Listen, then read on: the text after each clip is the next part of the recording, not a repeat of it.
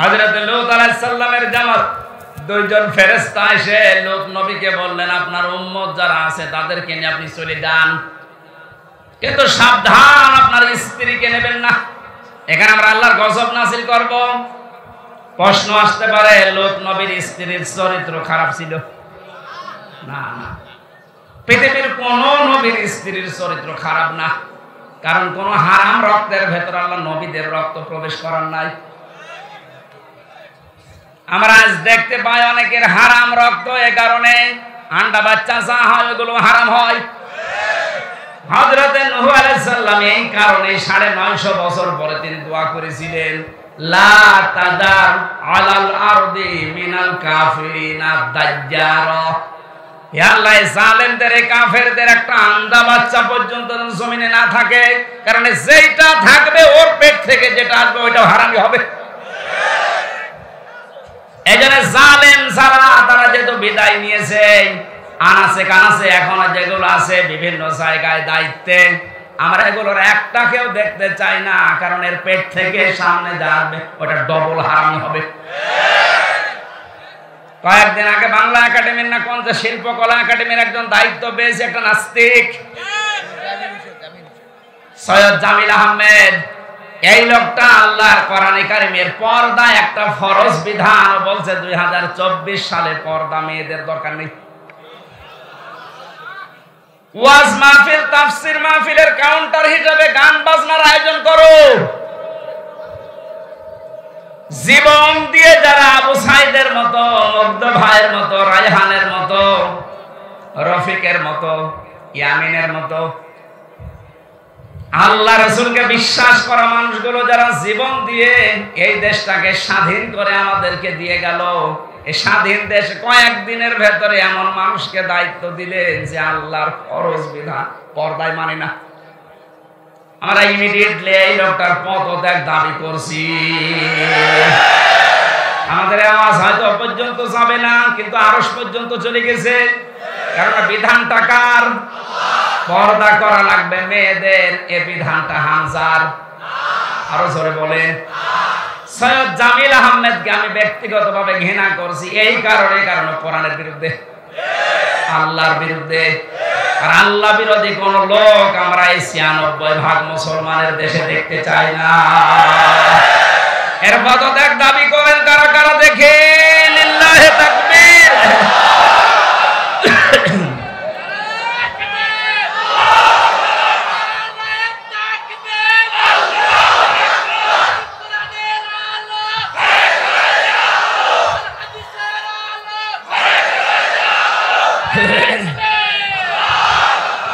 এই শয়তানকে যদি এখন ছাড় দেওয়া হয়, এও কালামানিকের মতো হবে, এ মুরগি চোরের মতো হবে। ওই সময় যদি কালামানিককে বিসি বের করে দেওয়া যেত, ও আর 116 জনের তালিকা করতো না। সবচাইতে বেশি ইসলামের বিরুদ্ধে কথা বলেছিল এই লোকগুলো। সেই গপলা সেটা কোথায় গেল? সেই জাফর ইকবাল নাকি শাহ ইকবাল? এইটাকে এখন ধরা দরকার। আলেমদের ফাঁসি চেয়েছিল। এই কথা বলেন না কেন? এটা নির্ভেজাল শয়তান এগুলো। যখন এদের 20 দাঁত বের হবে, সঙ্গে সঙ্গে যদি ভেঙে দেওয়া হয়, ভবিষ্যতে কোনো জালেম আর এভাবে শক্ত কথা বলতে পারবে না। এই সৈয়দ জামিল আহমেদকে ছেড়ে দেন, এই শয়তান কয়েকদিন পরে এই স্বৈরাচারের মতো কথা বলতে শুরু করবে, বলবো আমি সব। এত কষ্ট করে স্বাধীন করে যারা দিয়ে গেল, তাদের মতামতের গুরুত্ব নেই। প্রত্যেকটি সমন্বয়ক এখন এক কথায় উচ্চারণ করছে, আমরা আল্লাহ রাসূলকে বিশ্বাস করি, তার বিধান দিয়ে আমরা সবার বাঁধন খুলে দিতে চাই। আর শয়তান সে আল্লাহর বিধানে হাত দিয়েছে, দায়িত্ব পেতে দেরি, একবারে এসে আল্লাহর বিধান পর্দায় হাত দিয়েছে। এই 24 সালে মেয়েদের আর পর্দা দরকার নেই। কি বড় কথা বলেন তো? আপনি ব্যক্তিগতভাবে আমারে 2টা থাপ্পড় দিন, আমি মেনে নিতাম। আপনি সাপোর্ট করছেন কার? আল্লাহর পুরোপুরি বিরুদ্ধে অবস্থান নিয়েছে, ও আল্লাহর বিরুদ্ধে যুদ্ধ ঘোষণা করেছে। কথা বলেন। আজকে তিরমিজি শরীফে একটা হাদিস পড়ছিলাম, কেউ যদি জেনে বুঝে কোন জালেমকে সহযোগিতা করে, সাহায্য করে, সমর্থন জানায়, যদি ভালোবাসে, ও সঙ্গে সঙ্গে নবীর উম্মত থেকে বের হয়ে যায়। এরপরও অনেকে এখনো পর্যন্ত জালেমদের সাফাই গান, আমরা আহ্বান জানাচ্ছি, আনাসে কানাসে যে জালেমগুলো আছে, ডক্টর ইউনূস কালকে কতগুলো তালিকা দিয়েছে দেখেননি? 100 জনের প্রায় 80 জনের পরিবর্তন প্রায় হয়ে গেছে। বাকি 20 জন যারা আছে এগুলো আমরা আর চাই না, কারণ এগুলো এই গণহত্যার সাথে সবগুলো দায়ী। ওর একা জীবনও সাহস হতো না। এই শয়তানগুলোকে নিয়ে যা করেছে পৃথিবীর ইতিহাস পাল্টিয়ে ফেলেছে। বাইরে যাদের ঈমান নেই, যারা অন্য ধর্মের, তারা পর্যন্ত রিপোর্ট পেশ করছে যে 1200 কতজন গণহত্যার শিকার। এখনো পর্যন্ত অনেকে জালেমের সাফাই গিয়ে সাহস দিতে চাচ্ছে যে আপা আপনি ঘাবড়াবেন না, আপনি ঘাবড়ালে আমরা নরম হয়ে যায়। ওরে শয়তান,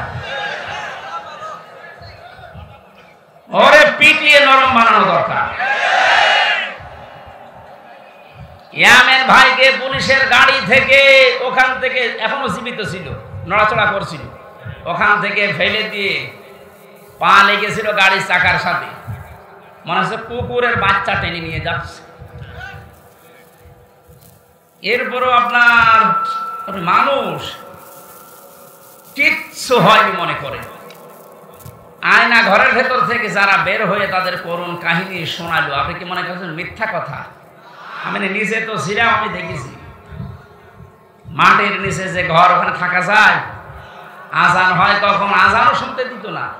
আমি তো 4 ওয়াক্ত নামাজ আন্দাজে পড়েছি, কিছু জানি না যে কখন আজান হয় কখন দিন হয়। 11 ঘন্টা আমার টাঙ্গিয়ে রেখেছিল, কিচ্ছু জানি না, আন্দাজে।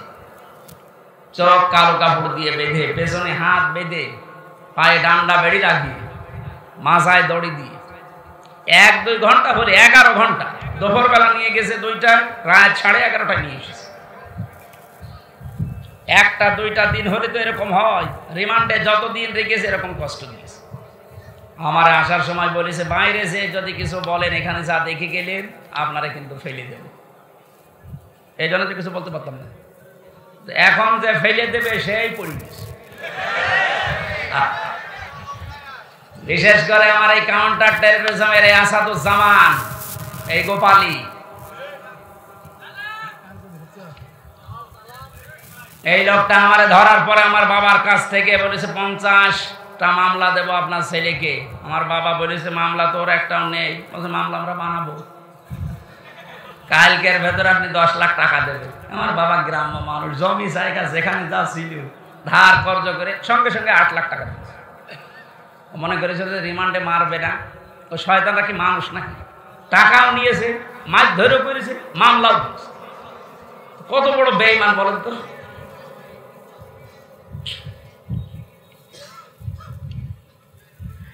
জালেমের পক্ষে যারা সাফাই গান, আপনি আর মানুষ নেই, আপনি আল্লাহর মামলার আসামি। এইটা আমি বানালাম। সূরা শুরার 42 নম্বর আয়াতের প্রথম অংশে আছে।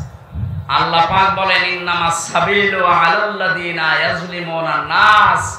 পৃথিবীতে যারা মানুষ হয়ে মানুষের উপরে জুলুম করে, অত্যাচার করে, নির্যাতন চালায়, আমি আল্লাহ নিজে তার বিরুদ্ধে মামলা দেব।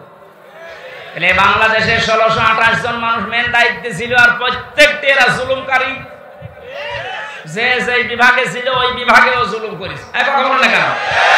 বিচার বিভাগে বলেন, প্রশাসনে বলেন, যা যা বিভাগ ছিল প্রত্যেকটি জায়গায় যারা চেয়ারে ছিল প্রত্যেকটা জালেম আর জালেমের দোষী। অনেকে বলে আমার হাত বাঁধা। হাত বাঁধা তোর চেয়ারে বসে থাকার দরকার কি? তুই ভ্যান চালা। হাত বাঁধা বলে তুই জালেমকে সাপোর্ট করবি? কত বড় দুর্নীতিগ্রস্ত হলে একটা দেশের কেন্দ্রীয় মসজিদের ইমাম পর্যন্ত পালিয়ে যায়। জাতীয় মসজিদের ইমাম পালিয়ে গেছে। কি আশ্চর্য গো! কোথায় পৌঁছেছে দেশটা যে মসজিদের ইমাম পর্যন্ত পালিয়ে গেছে। আর সেও নিজেকে নিজে অপরাধী মনে করছে যে জনগণ ধরলে আমারও ছিঁড়ে ফেলবে। কথা বলুন। এত বড় বড় দাপটের কথা বলতো আমার কুষ্টিয়ার ওই 2 আল্লাহর ওলি। একজন যখন পচা ডিম খাচ্ছে, আর একজন এমন পালিয়েছে ওর বাড়ির ইট পর্যন্ত খুলে নিয়ে চলে যাচ্ছে। এই যে আমার সাক্ষী, আমার কুষ্টিয়ার দায়িত্বে ছিল এই লোকটা, আপনাদের এখানে বাড়ি। আসার সময় বলছিল যে ওখানকার যে কয়েকজনের নাম বললো, একটাও তো ও মানুষের কাতারে পড়ে না। আমি নামগুলো নাই বললাম। এই মানুষগুলোর জন্য দায়িত্ব পালন করতে পারেন। এত নিকৃষ্ট চরিত্র এদের। এখানে নিজে নিজে ভালো আমল করছে, নিজে ভালো থাকছে, এইরকম যারা মনে করছেন, আমি তাদেরকে এই সূরা আরাফের 83 নম্বর আয়াতটা শোনালাম। হযরত লূত নবীর স্ত্রীর চরিত্র ভালো ছিল, তার চরিত্র খারাপ না, কিন্তু সে তলে তলে চরিত্রহীনদেরকে সাপোর্ট করত। বলেন, একটা নবীর স্ত্রী নিজে খারাপ না, নিজে চরিত্রহীনা না, কিন্তু চরিত্রহীন মানুষদেরকে তলে তলে সাপোর্ট করার কারণে আল্লাহ তাকে যদি জাহান্নামে দেয়, আপনাকে দেবে 1 আর 2। উনি মনে করছেন আমি নামাজ পড়ি, রোজা রাখি, আমার এত বড় দাড়ি, আমার বউ পর্দায় থাকে, তাতে কি হয়েছে? আপনি সাপোর্ট করেন কাকে? কথা বলুন। আশা করছি আপনার শুভবুদ্ধির উদয় হবে। আমার বংশের 100 জনের প্রায় 98 জন এ জালেমের সদস্য ছিল। ওদের সেকেন্ড নবী ছিল আল্লাহর ওলি গোপালগঞ্জের। ওরা নবীকে তো বিশ্বাস করতো যে নবী মুহাম্মদুর রাসূলুল্লাহ আছে একজন, কিন্তু আর একজনও নবী আছে। আমি একবার একাই রংপুরের গাইবান্ধা মাহফিলে এসেছিলাম 16 সালের দিকে। একটা ছেলেকে বাড়িতে ভাত খাওয়ার সময় জিজ্ঞাসা করছে, ইংলিশ মিডিয়ামে পড়ে, যাই তোমার নাম কি? নামও পড়েছে উল্টাপাল্টা নাম, বাংলা ইংরেজি মিলিয়ে। জিজ্ঞাসা করলাম কালেমা বলতে পারো?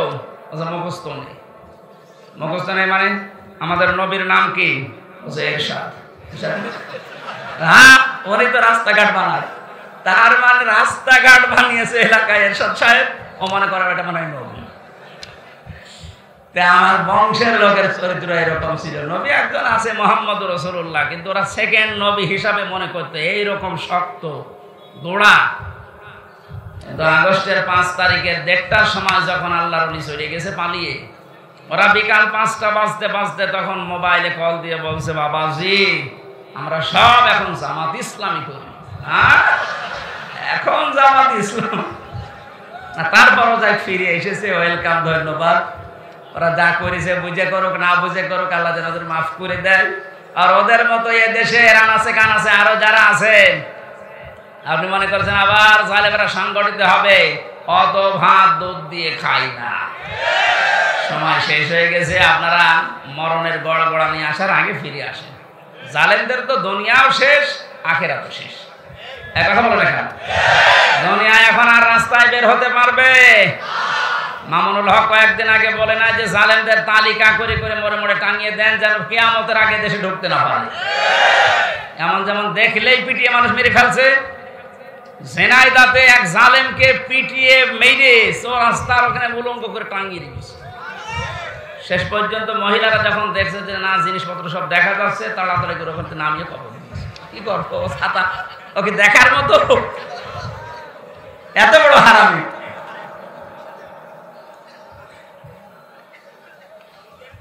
দুনিয়া শেষ আপনাদের, জালেমদের কোন দুনিয়ার জীবন নেই আর। কারণ এখন আর ওই সময় নেই। ওয়ালা ইয়াজিদুজ জালিমিনা ইল্লা খাসারা। দিন যত যাবে জালেমদের শুধু ক্ষতি বৃদ্ধি হতে থাকবে। এ ঘোষণা কার? বলেন। কিন্তু যারা জালেম হয়ে মারা যাচ্ছেন তাদের অবস্থা আরো খারাপ হবে। তারা মামলার আসামি হামজা। কার? আপনি চিন্তা করেছেন? আল্লাহর মামলার আসামি। বাদী যত শক্ত হয় মামলা তত কঠিন হয়। আমার মামলার বাদী যেহেতু রাষ্ট্র ছিল, এই জন্য মামলার জামিন হইতো না। অথচ এই মামলায় অনেকে 1.5 মাস 2 মাস পরে বের হয়ে চলে গেছে, আর আমার 3 বছরও জামিন নেই। তার মানে আমার মামলার বাদী সলিমদ্দি কলিমদ্দি না, একেবারে সে যাই হোক। তো কিয়ামতের দিন যিনি নিজে বিচার করবেন, নিজে রায় দেবেন, নিজে বাদী, বলেন তো আপনার মাপ পাওয়ার কোনো সম্ভাবনা আছে? আমার মতো খালাস পাবেন?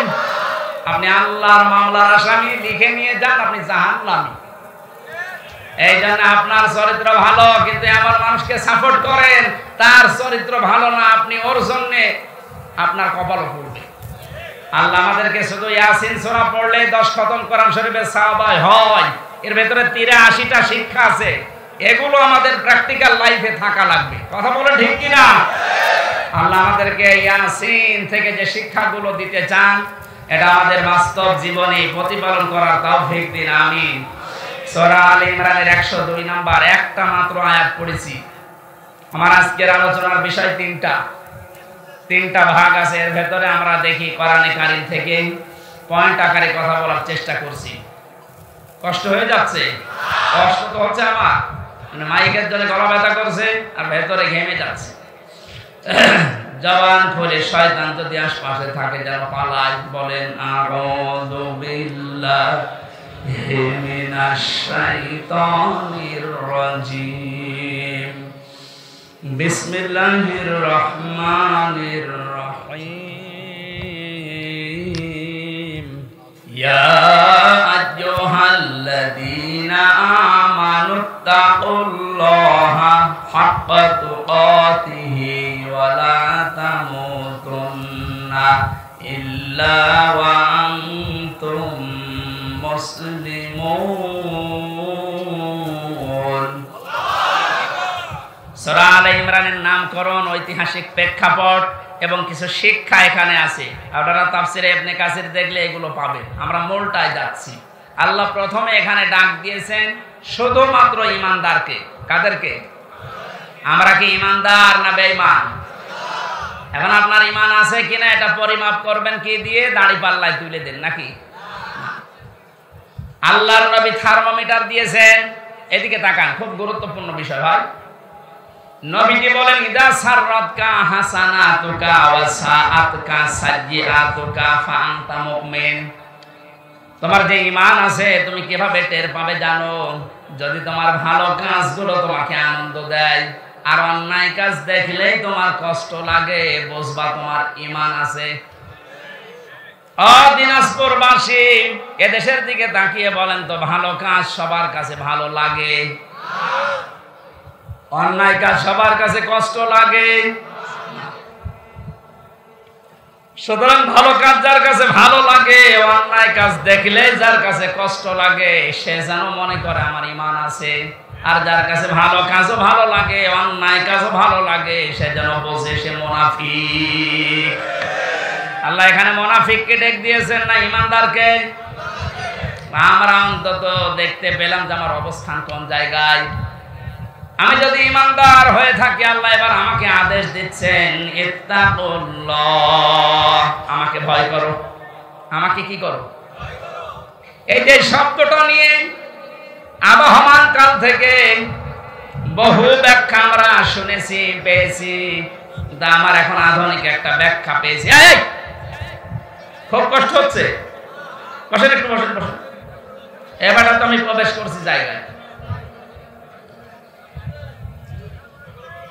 আল্লাহকে ভয় করে শব্দটা পড়া কোরআনে যতবার আমি পেয়েছি, আধুনিক ভাগে ব্যাখ্যা করার চেষ্টা, যখন তাফসীর খুলে খুলে দেখলাম যে না, এ তো মিলছে না। এটা কিছুদিন আগে একটা তাফসীর বের হয়েছে, এই জায়গায় তাকওয়া শব্দের ব্যাখ্যা লিখতে গিয়ে মুফাসসির লিখেছেন তাকওয়া মানে যে যে বিষয়ে কাজ করবে ওই বিষয়ের শিক্ষা, দীক্ষা, প্রশিক্ষণ, এরপরে ওই কাজটা সুচারুরূপে যদি আঞ্জাম দিতে পারে, এর আরবিতে নাম তাকওয়া। ইনি একটা ইঞ্জিনিয়ার, উনি যে সমস্ত কাজগুলো করে বিএডিসিতে, ওই কাজগুলো সম্পর্কে ওনার আগে শিক্ষা লাগবে, প্রশিক্ষণ লাগবে, এবং বিনা বাধায় ওই কাজটা সুচারুরূপে যখন আঞ্জাম দিতে পারবে, ওইটার নাম আরবিতে তাকওয়া। আল্লাহ এইটা অর্জন করার জন্য আমাদেরকে বলেছিলেন। পৃথিবীর বিভিন্ন দেশে আমি ঘুরে দেখেছি, তাকওয়াটা তারা এখান থেকে নিয়েছে। ওদের ছেলেমেয়েরা যে যে বিষয়ে একটু পারদর্শী, ওকে ওই বিষয়ের শিক্ষা আরো বেশি করে দেয়, প্রশিক্ষণ দেয়, ওই কাজটা ওরে সুচারুরূপে আঞ্জাম দেওয়ার জন্য ব্যবস্থা করে দেয়। এই জন্য ওদের দেশটা দাঁড়িয়ে যায়। আর আমাদের তাকওয়া কি?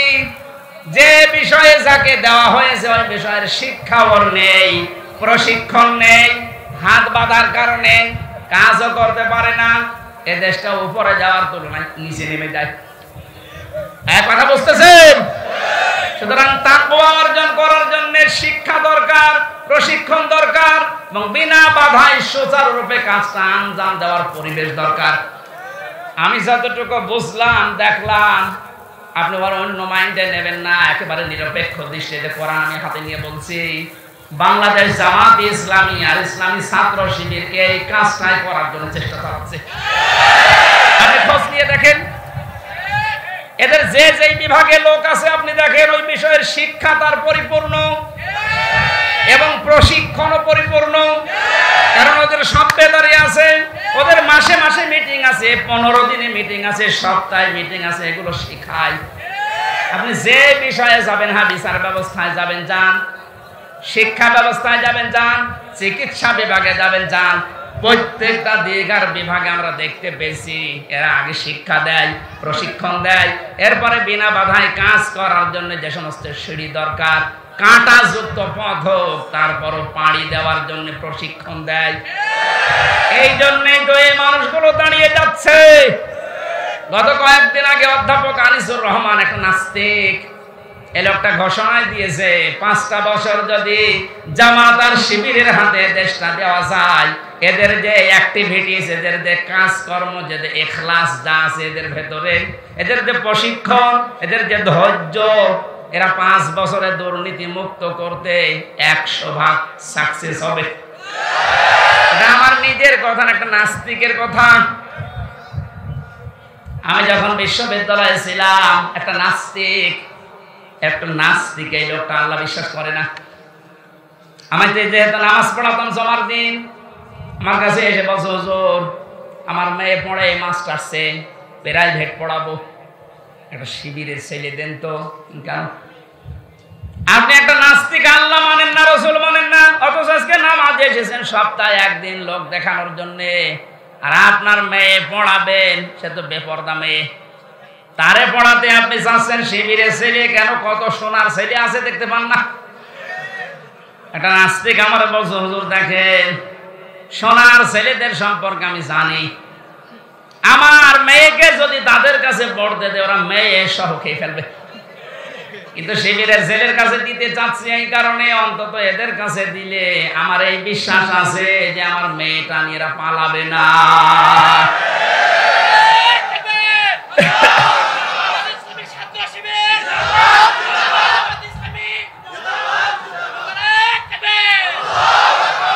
আমার মুসলমান ভাইরা, আমি দালালি করার জন্য না, আল্লাহর কসম আমি যা দেখতে পেয়েছি আমার এই 30-33 বছর বয়স, আমি সেইটা বলছি। আমরা তাকওয়াই বুঝি না, তাকওয়া যারা বোঝে তাদের ধারে কাছে আমরা যাই না। তাকওয়া কত রকমের হয় আমি 9 প্রকার পেয়েছি তাফসিরে। কোন মানুষ যদি তাকওয়া অবলম্বন করে, আল্লাহ 27টা উপকার করে দুনিয়া আর আখিরাত মিলে। সুবহানাল্লাহ বলতে পারেন না? এটা তাফসিরে ফি জিলালিল কোরআনে এই তাকওয়ার ব্যাখ্যায় সরাসরি একটা করে পয়েন্ট আকারে আছে। যদি পারেন যারা জ্ঞান অন্বেষণ করার জন্য একটু চেষ্টা চালান, তারা দেখে নেবেন সূরা আলে ইমরান 102 নম্বর আয়াতের তাকওয়া শব্দের ব্যাখ্যাটা। হাক্কা তুকাতিহি, যেভাবে আমাকে ভয় করা দরকার ওইভাবে তোমাদের ভয় করা লাগবে। বাস্তবে আমরা দেখেছি বহু মানুষ আল্লাহকে ভয় করার মতো ভয় করার কারণে দুনিয়া আখিরাত সব পরিপূর্ণ পেয়ে গেছে। এই যে আব্দুল কাদের জেলানির নাম শুনি, তার বাবার জীবনী দেখেছি, ফল ভেসে আসছিল পানি দিয়ে, যদিও ভেসে যাওয়া জিনিস খাওয়া যায় যাচ্ছে, কারণ তার কোনো মালিক নেই। ক্ষুধার্ত অবস্থায়ও ফলটা খাওয়ার পরে তার মনে হয়েছে আমি কার জিনিস খেলাম, আমি তো না বলে খেয়েছি। এত বড় ক্ষুধার্ত মানুষও প্রায় সারাদিন সারা রাতে হেঁটে হেঁটে বাগানের মালিকের কাছে মাপ চাইতে গেছে। এর নাম হাক্কা তুকাতিহি। আমরা যদি ভয়কে ভয় করার মতো আল্লাহকে করতে পারি, মহান আল্লাহ আব্দুল কাদের জিলানীর বাবার মতো দুনিয়া আখিরাত আমাদের দিয়ে দেবে।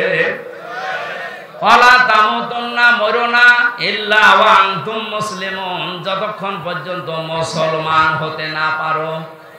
এই যে আজকে যারা মুসলমান হয়েছে, আল্লাহ এই কথাই কোরআনে জানিয়েছে, তোমরা মরবা না, ইহুদি হয়ে মরবা না, খ্রিস্টান হয়ে মরবা না, হিন্দু হয়ে মরবা না, বৌদ্ধ হয়ে মরবা না, মরতে হলে মুসলমান হয়ে মরো।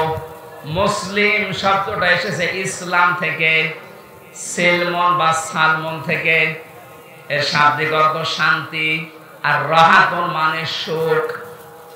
আল্লাহ পাক বলেন কেউ যদি দুনিয়াতে ইসলাম মানতে চায়, আমি ইসলাম পাঠিয়েছি দুনিয়ায় 2 প্রকারের। ইসলাম কয় প্রকার? হ্যাঁ, ইসলাম কয় প্রকার? না না না, বোঝার পরে বলবেন। ইসলাম কয় প্রকার?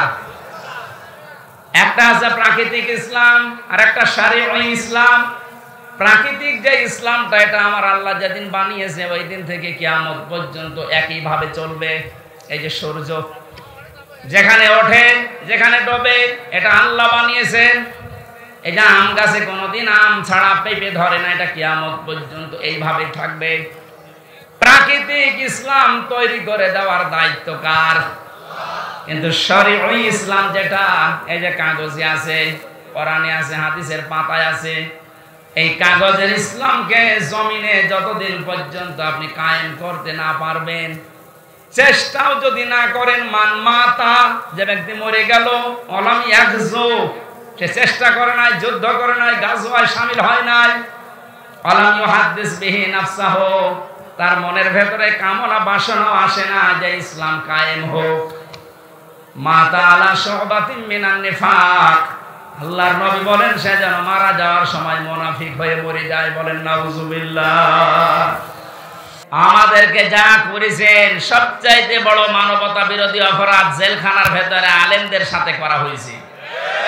7 দিন পর পর সরকারি মোবাইল দেবারে টেলিফোন দিয়ে কথা বলতে দেয়, বাড়িতে যোগাযোগ করেন উকিলদের সাথে, অথচ আমাদের এই ৭৬ জনকে একেবারে বিচ্ছিন্ন। মোবাইল তো নেই, 2 দিন 1 দিন পরে পরে এসে চেকের নামে উল্টা পাল্টা করে এমন কষ্ট দিত। আর অধিকাংশগুলোই অমুসলিম।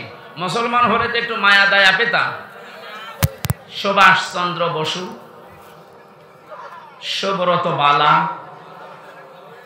আর বাকিগুলোর নাম আমার অনেকের মনে নেই। সেই কয়টা ডিউটিতে পড়তো অধিকাংশগুলোই অমুসলিম। ও আলেম আর জালেমের কাছে সমান। ও তো আর হুজুর বোঝে না, খেজুরও বোঝে না, মনে করে সবই এক। টাকা দিলে ভালো, টাকা না দিলে আপনি কালো। এই অবস্থায় যা অত্যাচার চালিয়েছিল, সেজদায় পড়ে পড়ে আলেমরা যখন কাঁদতো, পানিগুলো জায়নামাজের এই জায়গাগুলো শুধু ভেজে না, আল্লাহর আরশ পর্যন্ত কেঁপে গেছে। আমার মনে হচ্ছে শুধু ছাত্র জনতার মাধ্যমে আল্লাহ জালেমকে বিদায় করেনি। এই 5 তারিখের আগ পর্যন্ত আল্লাহ আবাবিল পাখির মতো এই পৃথিবীতে, বাংলাদেশ এই জায়গায় আল্লাহ ফেরেশতাও পাঠিয়েছিল।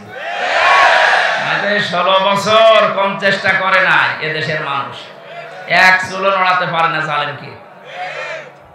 আল্লাহ পাক বলেন, ইন্নামা নুমলি লাহুম লিয়াজদাদু ইসমা, ওদের পাপের বোঝা যখন পরিপূর্ণ হয়ে যায়, ওয়ালাহুম আযাবুম মুহিন, তখন ওদেরকে অপমানজনক শাস্তি দিয়ে ঘিরে ফেলি।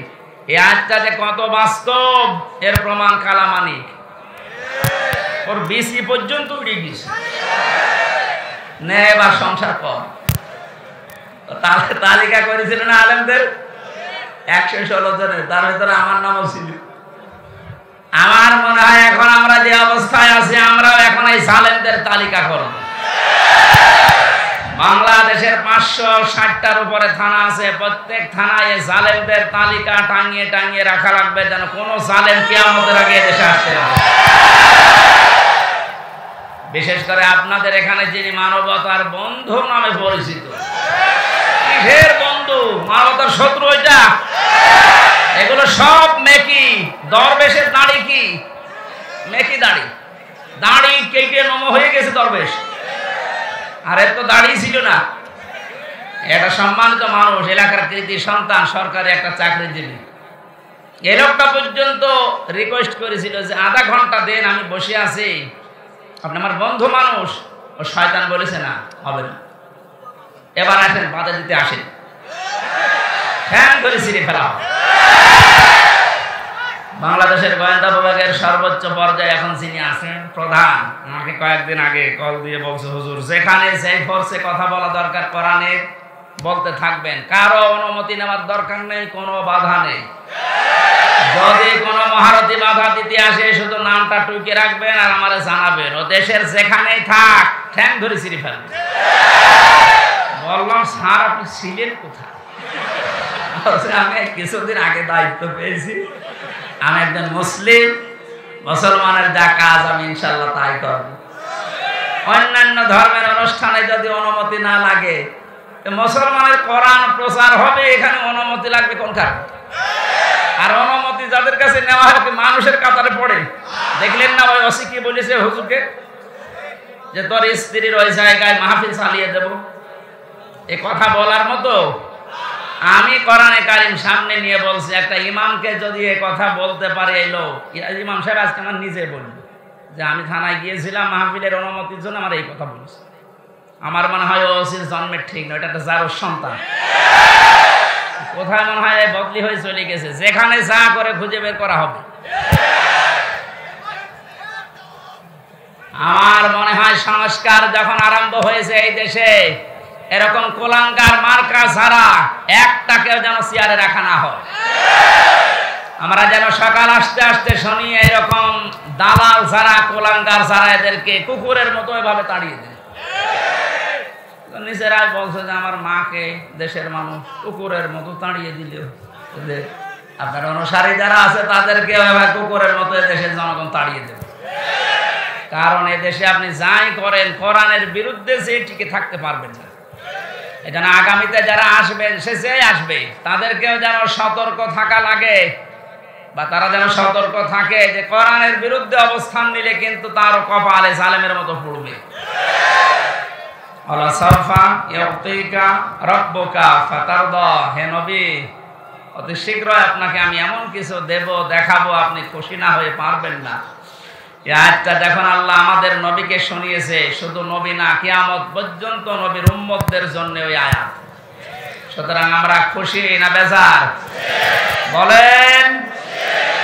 এখন আবার অনুমতি লাগবে নাকি? কার কাছে অনুমতি লাগবে? আসেন আপনি। কালকে আমার দিনের বেলা ছিল যশোর বেনাপোলে, রাতে ছিল সাতক্ষীরায়। ওসি সাহেব এসে বলছে, হুজুর আপনার সাথে একটু খাবার খাবো। কেন? গত বছর আপনাকে আমি আসতে দেয়নি, এই জন্য মাফ চাবো। কিসের মাফ? আপনি আবার রাগ করেন না, আমার হাত বাঁধা ছিল। কয়েকদিন আগে আমার মামলা যা ছিল সব আদালত ঢিসমিস করে দিয়েছে, সব খারিজ, বেকসুর খালাস, কোনো দোষ পাইনি এরা 3টা বছরে। আমি মনে হয় যে বলতে গেলাম যে আদালত 3টা বছর তো মামলা আপনার কাছে আসতো, তখন তো বললেন না যে না কোনো কিছু পাচ্ছি না, মামলার বিচার করব কি দিয়ে। এখন বলছে যে কোনো মাল নেই, কি দিয়ে বিচার করব। এতদিন বললেন না? মানে লাজবাব, কিছু বলতে পারতো না। এই কথা বলতো যে হুজুর আমার হাত বাঁধা ছিল। কি বলতো? আমরা চাই ওনার যেমন এখন হাত খোলা। এদেশে 1628টা চেয়ার আছে, মেন জায়গা যারা চালায়, এর 1627টা চেয়ার সব ছিল হাত বাঁধা, একটা চেয়ার শুধু হাত খোলা ছিল। কথা বলছেন? কালকে ওসি সাহেব ওইটাই আমরা জানিয়েছে যে আমরা যাই করে আমাদের হাত বাঁধা ছিল, কিচ্ছু করার নেই, খালি একটা হাত খোলা ছিল। আপনি কি মনে করছেন কাওয়া কাকু এরকম ফটফট করে ওর হাত খোলা? না, ওর হাত বাঁধা। ওরা যা বলতে বলে কাওয়া তাই বলে। আর বাকিগুলোর নাম নিতে আমার ঘৃণা লাগে, ওগুলো মানুষের ভেতরে পড়ে না। সুতরাং আমরা বৈষম্য বিরোধী ছাত্র আন্দোলনের মাধ্যমে যে স্বাধীনতা পেয়েছি, 9 দফা দাবি। কয় দফা? এর একটা ছিল যে আমরা কারো হাত বেঁধে রাখতে চাই না, সব হাত থাকবে খোলা। গতকালকে ডক্টর মোহাম্মদ ইউনূসের ভাষণ শোনেননি? কোনো হাত বাঁধা থাকবে না, সব হাত থাকবে কি? আমরা হাত খোলা থাকতে চাই, তাহলে ন্যায় বিচার কায়েম হবে ইনশাআল্লাহ। আর 100% ন্যায় বিচার কায়েমের জন্য এটা লাগবে, তাছাড়া সম্ভব না। প্রশ্ন আসতে পারে তাহলে উন্নত বিশ্বের যে সমস্ত দেশগুলো আছে ওখানে তো এটা কায়েম নেই, ন্যায় বিচার নেই। না, ন্যায় বিচার নেই। আমি কয়েকদিন আগেও সিঙ্গাপুর, মালয়েশিয়া, থাইল্যান্ড সহ বহু দেশে ঘুরে আসলাম, কিচ্ছু পাইনি।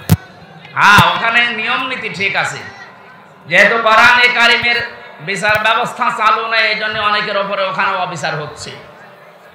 এই জন্য অবিচার মুক্ত করার জন্য, ন্যায় বিচার কায়েম করার জন্য এর বিকল্প দুনিয়ায় কিছু নেই, থাকতেও পারে না। যেন এইটা দিয়ে যদি কেউ বিচার ফয়সালা না করে, আল্লাহর ভাষায় সে কাফের, সে জালেম, সে ফাসিক। যেন আমরা যেন জালেম হয়ে, কাফের হয়ে, ফাসিক হয়ে মরতে চাই, তাহলে এইটার বিচার ব্যবস্থা কায়েম করা লাগবে না? আমার হাকামা বিহি আদালা, যারা এটা দিয়ে বিচার করে তারা ন্যায় বিচার কায়েম করতে পারে। আরে ভাই 53 বছর তো আপনি দেখলেন যে কেমন লাগে দেশটা। বাবা চালিয়েছিল, দুর্ভিক্ষে মানুষ মরিস, স্বামী চালিয়েছিল, চাচা চালিয়েছিল, আপনাদের এই কথা বলে না কেন? আপা চালিয়েছে, ভাবি চালিয়েছে।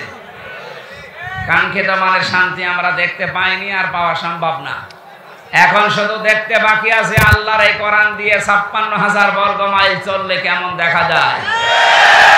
এরা দেখতে চান, কারা দেখে? লিল্লাহি তাকবীর।